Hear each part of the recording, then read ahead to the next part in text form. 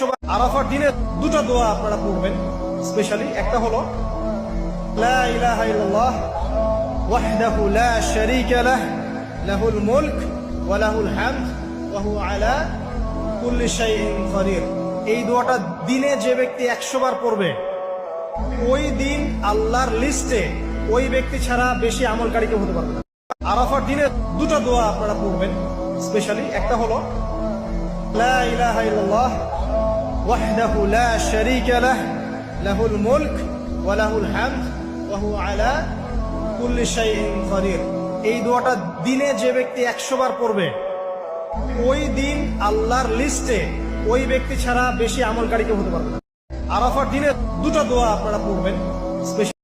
আরাফার দিনে দুটো দোয়া আপনারা পড়বেন। স্পেশালি একটা হলো লা ইলাহা ইল্লাল্লাহ ওয়াহদাহু লা শারীকা লাহ লাহুল মুলক ওয়া লাহুল হামদ ওয়া হুয়া আলা কুল্লি শাইইন কাদির।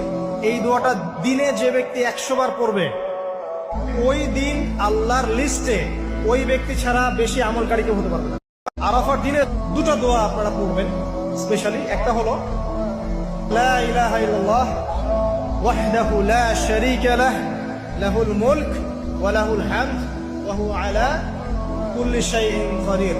এই দোয়াটা দিনে যে ব্যক্তি 100 বার পড়বে, ওই দিন আল্লাহর লিস্টে ওই ব্যক্তি ছাড়া বেশি আমলকারী কেউ হতে পারবে না। আরাফার দিনে দুটো দোয়া আপনারা পড়বেন।